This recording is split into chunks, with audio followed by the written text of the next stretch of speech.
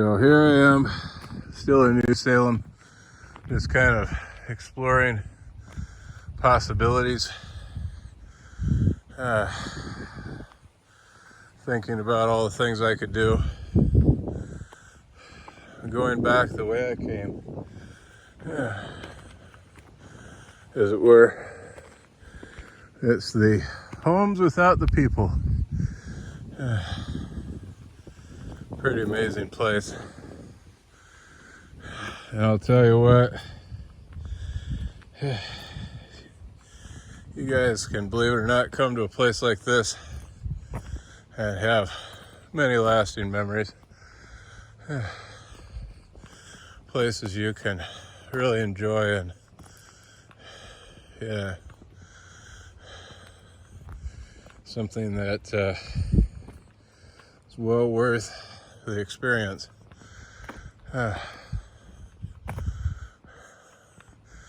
The trees are different, the homes are different, and maybe in some ways, but the place is still the same.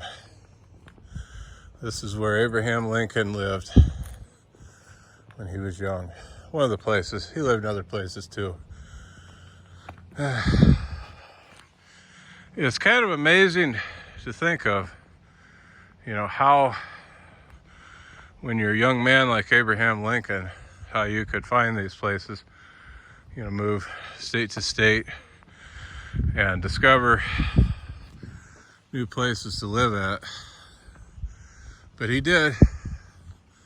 There's actually a U.S. flag hanging on looks like some kind of post.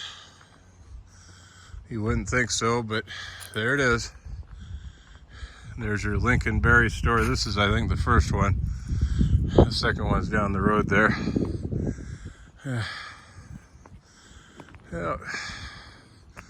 Lincoln working as a surveyor, a store clerk. I don't know, or working the store.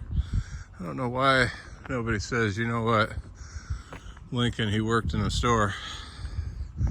Nobody ever says that. But they usually say, you know what, he was a surveyor. But they don't usually say he worked in a store.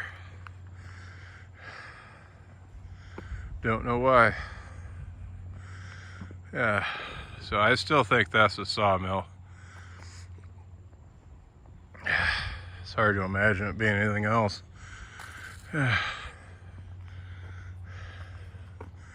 I think I've seen, for some reason, I've seen a sawmill before that was of the same design. That's how I know. I think maybe when I was a lot younger.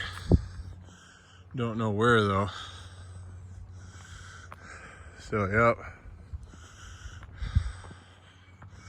This is a pretty nice place. And I thought this was going to take quite a while here, possibly, to walk through this. And, so far it's taken a couple of hours, but it's definitely doable. It's definitely doable. It's nice when you can make the journey.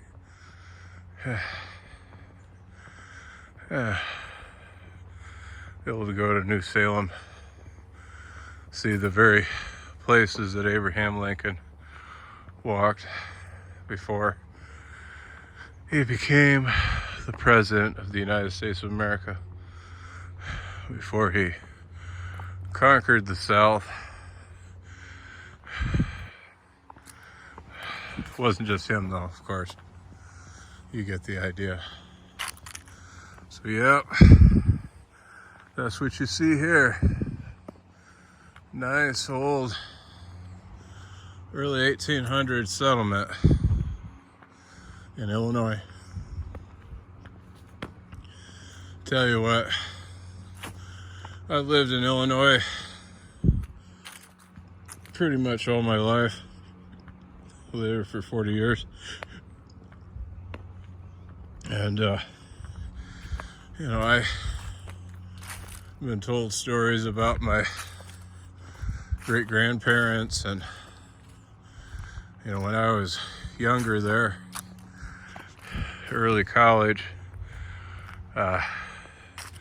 Nathan Mount was, he was over 100 years old, and he had actually gotten a award from the French government for being the oldest person still alive that served in World War I.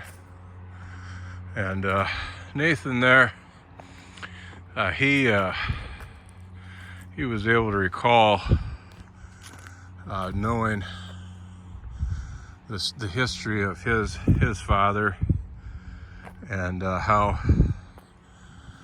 his relatives came to the United States and where they went. He was able to explain that to me in clarity at the old age of 100 years old. It wasn't one of those things I wrote down though. But what I do know is that I believe his father had a store in Polo, Illinois, that was a windmill repair shop, and it later became a plumbing shop, and Nathan owned it for I want to say like 100 years or so. Not 100 years, he owned it throughout his life, and from when he was young he had it, and it had always been owned by Mounts. And about, I want to say 20 years ago or so, when Nathan told his story, I think the store had already been sold. So but the whole idea of coming into a town like in the 1800s, having a windmill business for farms and stuff out in the country and other places, and being able to run that successfully, pretty amazing idea. So anyway, I'm going to tell you what, I'm going to tell you bye for now. God bless, God be praised. Have a nice day.